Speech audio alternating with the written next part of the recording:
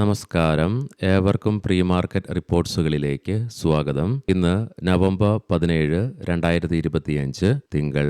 അങ്ങനെ നമ്മൾ ഈ മാസത്തെ മൂന്നാമത്തെ ആഴ്ചയിലേക്ക് പ്രവേശിക്കുകയാണ്. കഴിഞ്ഞ ആഴ്ചയിൽ മാർക്കറ്റിന് കൈവരിക്കുവാൻ സാധിച്ച നേട്ടത്തെ തുടർന്ന് നിഫ്റ്റിക്ക് അതിൻ്റെ രണ്ടാഴ്ചത്തെ ഏറ്റവും ഉയർന്ന നിലയിൽ വ്യാപാരം അവസാനിപ്പിക്കുവാൻ സാധിച്ചെങ്കിലും വെള്ളിയാഴ്ചയും വിദേശ ധനകാര്യ സ്ഥാപനങ്ങൾ 4,968.22 കോടി രൂപയ്ക്ക് ഇന്ത്യൻ ക്യാഷ് മാർക്കറ്റിൽ സെല്ലിംഗ് തുടരുകയാണ് ഉണ്ടായത്. അതേസമയം ആഭ്യന്തര ധനകാര്യ സ്ഥാപനങ്ങൾ 8,461.47 കോടി രൂപയ്ക്ക് ബൈയിങ്ങും തുടരുകയുണ്ടായി. ഇന്നത്തെ നമ്മുടെ മാർക്കറ്റിലേക്ക് സ്പെസിഫിക് ആയിട്ട് വന്നു കഴിയുമ്പോൾ അനലിസ്റ്റുകളുടെയും എക്സ്പേർട്ടുകളുടെയൊക്കെ അഭിപ്രായ പ്രകാരം നിഫ്റ്റിക്ക് ഇനി മുന്നോട്ടൊരു പ്രയാണം സാധ്യമാകണമെങ്കിൽ 26,000 എന്ന കീ ലെവലും തുടർന്ന് 26,100 എന്ന ലെവലും അതിശക്തമായി മറികടന്നുകൊണ്ട് ഈ ലെവലുകൾക്ക് മുകളിലായിട്ട് നിലനിന്നെങ്കിൽ മാത്രമേ നിലവിലെ റെക്കോർഡ് ഹൈയിലേക്കും പുതിയ ഉയരങ്ങളിലേക്കുള്ള നിഫ്റ്റിയുടെ പ്രയാണം സാധ്യമാവുകയുള്ളൂ. അതേസമയം ഇന്ന് നിഫ്റ്റിയിൽ ഒരു ഫോൾ ഉണ്ടാവുകയാണെങ്കിൽ 25,800 നിഫ്റ്റിയെ സംബന്ധിച്ചിടത്തോളം ഇമ്മീഡിയറ്റ് സപ്പോർട്ടായിട്ട് മാറിയേക്കാം. തുടർന്ന് 25,700 എന്ന ലെവൽ അടുത്ത സപ്പോർട്ടായിട്ടും, അതേസമയം 25,650 എന്ന ലെവൽ നിഫ്റ്റിയെ സംബന്ധിച്ചിടത്തോളം ഡൗൺ സൈഡിലേക്ക് ക്രൂഷ്യലാണ്. കാരണം ഈ ലെവലിലായിട്ടാണ് നിഫ്റ്റിയുടെ ഷോർട്ട് ടൈം മൂവിംഗ് ആവറേജ് ആയ 20-ഡേ EMA നിലനിൽക്കുന്നതും. അതിനാൽ ഇന്ന് നിഫ്റ്റി 25,650 എന്ന ലെവൽ ബ്രേക്ക് ചെയ്യുകയാണെങ്കിൽ സെല്ലിംഗ് പ്രഷറും അനുഭവപ്പെട്ടേക്കാം. പ്രത്യേകം ശ്രദ്ധിക്കുക, ഇത് ട്രേഡ് റെക്കമെൻഡേഷൻ അല്ല, അനലിസ്റ്റുകളുടെയും എക്സ്പേർട്ടുകളുടെയൊക്കെ അഭിപ്രായങ്ങൾ മാത്രമാണ്. എഡ്യൂക്കേഷൻ പർപ്പസിന് വേണ്ടിയിട്ട് മാത്രമാണ് ഈ ലെവലുകൾ വിശദീകരിക്കുകയും ഉണ്ടായത്. കഴിഞ്ഞ വെള്ളിയാഴ്ച നമ്മുടെ മാർക്കറ്റ് അടച്ചതിന് ശേഷം US നിന്നുമുള്ള ഇൻഫ്ലേഷൻ ഡേറ്റകൾക്ക് വേണ്ടിയിട്ടുള്ള വെയിറ്റിംഗിലായിരുന്നു ഗ്ലോബൽ മാർക്കറ്റും ഇന്ത്യൻ മാർക്കറ്റും. US ഇൻഫ്ലേഷൻ സോഫ്റ്റായ രീതിയിലാണ് റിപ്പോർട്ട് ചെയ്യപ്പെടുകയുണ്ടായത്. ഇന്ന് ഇന്ത്യയിൽ നിന്നും പ്രധാനപ്പെട്ട മാക്രോ ഇക്കണോമിക് ഡേറ്റകളുടെ റിലീസ് ഉണ്ട്. വൈകുന്നേരം നമ്മുടെ മാർക്കറ്റ് അടച്ചതിന് ശേഷം 4 മണിയോടുകൂടി അൺഎംപ്ലോയ്മെന്റ് റേറ്റിന്റെ റിലീസ് ഉണ്ട്. തുടർന്ന് ബാലൻസ് ഓഫ് ട്രേഡിന്റെ റിലീസും ഇന്ന് നടക്കാനിരിക്കുന്നു. ഇന്നത്തെ പ്രധാനപ്പെട്ട ഗ്ലോബൽ ഇവന്റുകളിലേക്ക് വരുമ്പോൾ രാവിലെ നമ്മുടെ മാർക്കറ്റ് ഓപ്പൺ ആകുന്നതിന് മുന്നേ 5:20 ജപ്പാനിൽ നിന്നും GDP growth rate Q3 release ഉണ്ട്. തുടർന്ന് വൈകുന്നേരം 7 മണിയോടുകൂടി കാനഡയിൽ നിന്നും ഒക്ടോബർ മാസത്തെ ഇൻഫ്ലേഷൻ റേറ്റിന്റെ റിലീസും ഉണ്ട്. ലീഡിംഗ് ആയ ADR സ്റ്റോക്സിൽ Infosys ADR 2% Wipro ADR 0.5% നഷ്ടത്തോടുകൂടി വ്യാപാരം അവസാനിപ്പിക്കേണ്ടി വന്നപ്പോൾ ബാക്കി എല്ലാ ADR സ്റ്റോക്സിനും നേട്ടത്തോടുകൂടി തന്നെ വ്യാപാരം അവസാനിപ്പിക്കുവാനുമായി ഗ്ലോബൽ മാർക്കറ്റുകൾ പരിശോധിക്കാം. ഡിസംബറിൽ വരാനിരിക്കുന്ന ഫെഡ് പോളിസിയിൽ ഇൻട്രസ്റ്റ് റേറ്റ് കട്ടിനുള്ള സാധ്യതകൾക്ക് മങ്ങലേൽപ്പിച്ചുകൊണ്ട് ഫെഡ് മെമ്പേഴ്സിന്റെ ഇടയിൽ ഇൻട്രസ്റ്റ് റേറ്റ് കട്ടിനെ കുറിച്ച് വന്ന വിവിധമായ അഭിപ്രായങ്ങളെ തുടർന്നും മാത്രമല്ല ഹോക്കിഷായ കമന്ററിയുടെ ഫലമായിട്ടും US മാർക്കറ്റിൽ S&P 500 നേരിയ നഷ്ടത്തോടുകൂടി തന്നെ വ്യാപാരം അവസാനിപ്പിക്കേണ്ടി വന്നപ്പോൾ നാസ്ഡാക്കിന് നേരിയ നേട്ടത്തോടുകൂടിയും വ്യാപാരം അവസാനിപ്പിക്കുവാനായി. എങ്കിലും നിലവിൽ ഡോ ജോൺസ് ഫ്യൂച്ചർ നേരിയ നഷ്ടത്തിലാണ് വ്യാപാരത്തിൽ തുടർന്നുകൊണ്ടിരിക്കുന്നത്. യൂറോപ്യൻ മാർക്കറ്റ്സിലേക്ക് വരുമ്പോൾ ഫെഡിന്റെ ഭാഗത്തു നിന്നും ഡിസംബറിലെ മോണിറ്ററി പോളിസിയിൽ ഇൻട്രസ്റ്റ് റേറ്റ് കട്ടിനുള്ള സാധ്യതകൾ മങ്ങിയതിനെ തുടർന്ന് 3 യൂറോപ്യൻ മാർക്കറ്റും നഷ്ടത്തിലാണ് വ്യാപാരം അവസാനിപ്പിക്കുകയും ഉണ്ടായത്.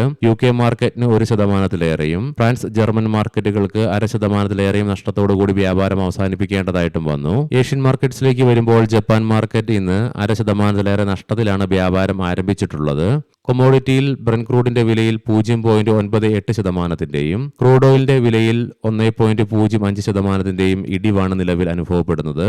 ഗോൾഡിന്റെ വിലയും വെള്ളിയാഴ്ച നമ്മുടെ മാർക്കറ്റ് അടച്ചതിനു ശേഷം ഗണ്യമായ ഇടിവ് രേഖപ്പെടുത്തുകയുണ്ടായി. അതിനെ തുടർന്ന് നിലവിൽ $4,086 എന്ന നിലയിലായിട്ടാണ് ഗോൾഡിന്റെ വ്യാപാരം തുടർന്നുകൊണ്ടിരിക്കുന്നത്. നിലവിലെ ഗിഫ്റ്റ് നിഫ്റ്റിയുടെ ഇൻഡിക്കേഷൻ പ്രകാരം സ്ലൈറ്റ്ലി പോസിറ്റീവായിട്ടുള്ള ഓപ്പണിംഗ് ആണ് ഇന്ന് നമ്മുടെ മാർക്കറ്റിൽ എക്സ്പെക്ട് ചെയ്യുവാനായിട്ട് സാധിക്കുക. ഇനി നമുക്ക് സ്പെസിഫിക് ആയിട്ട് നിഫ്റ്റിയുടെയും ബാങ്ക് നിഫ്റ്റിയുടെയും ടെക്നിക്കൽസിലേക്ക് പ്രവേശിക്കാം. നിഫ്റ്റിയുടെ PCR 0.81 എന്ന നിലയിലും മാക്സ് പെയിൻ 25,850 എന്ന ലെവലിലുമായിട്ട് നിലകൊള്ളുന്നു. വെള്ളിയാഴ്ച ഉണ്ടായ നേട്ടത്തെ തുടർന്ന് എബവ് ആവറേജ് വോളിയത്തോടുകൂടി ലോങ് ബുള്ളിഷ് ക്യാൻഡിലാണ് നിഫ്റ്റിയുടെ ഡെയിലി ചാർട്ട്സിൽ നിന്നും ദൃശ്യമാകുന്നത്. മാത്രമല്ല നിഫ്റ്റിക്ക് അതിന്റെ എല്ലാ കീ മൂവിംഗ് ആവറേജുകളുടെ മുകളിലായിട്ടും വ്യാപാരം അവസാനിപ്പിച്ച് നിലകൊള്ളുവാനുമായി. ഇതിനെ തുടർന്ന് RSIയും 62.24 എന്ന ലെവലിലേക്കും എത്തിച്ചു. എത്തിച്ചേർന്നു.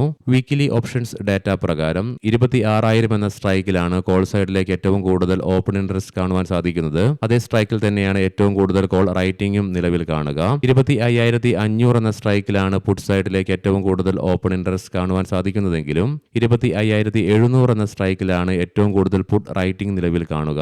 ബാങ്ക് നിഫ്റ്റിയുടെ ഡെയിലി ചാർട്ട്സിലും ലോങ് ബുള്ളിഷ് ക്യാൻഡിലാണ് കാണുവാനായിട്ട് സാധിക്കുക.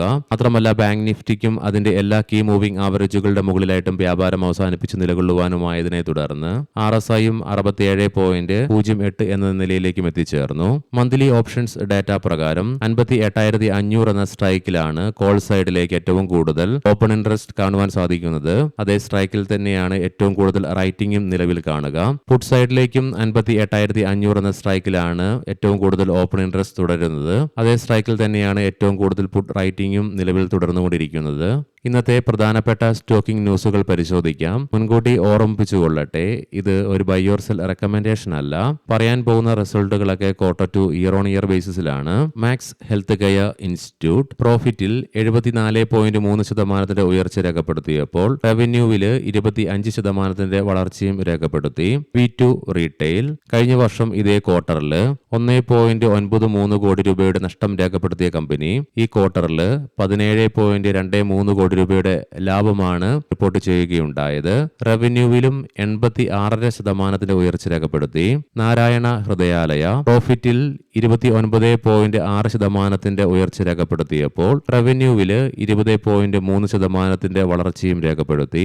GMR power and urban infra പ്രോഫിറ്റിൽ 248.2% ഉയർച്ച രേഖപ്പെടുത്തിയപ്പോൾ റവന്യൂവില് 30.8% വർധനവും രേഖപ്പെടുത്തി. അശോക ബിൽഡ്കോൺ പ്രോഫിറ്റിൽ 82.9% ഇടിവ് രേഖപ്പെടുത്തിയപ്പോൾ റവന്യൂവിലും 25.6% ഇടിവ് രേഖപ്പെടുത്തുകയുണ്ടായി. TCS NITES പരാതികളെ തുടർന്ന് ജീവനക്കാരെ നിയമവിരുദ്ധമായി പിരിച്ചുവിട്ടതിന് പൂനെ ലേബർ കമ്മീഷണറുടെ സമൻസ് കമ്പനിക്ക് ലഭിച്ചു എന്നുള്ള റിപ്പോർട്ട്സ് വരുന്നുണ്ട്. സൂപ്പർ ഹൗസ് ക്വാർട്ടർ ടൂവില് നെറ്റ് പ്രോഫിറ്റിൽ 116.06% ഉയർച്ച രേഖപ്പെടുത്തിയപ്പോൾ റവന്യൂ ഫ്രം ഓപ്പറേഷൻസിൽ 6.14% വളർച്ചയും രേഖപ്പെടുത്തി. ഏവർക്കും നല്ല ഒരു ട്രേഡിംഗ് ദിനം ആശംസിക്കുന്നു. വൈകുന്നേരം പോസ്റ്റ് മാർക്കറ്റ് റിപ്പോർട്ട്സുമായി കണ്ടുമുട്ടാം. നന്ദി, നമസ്കാരം.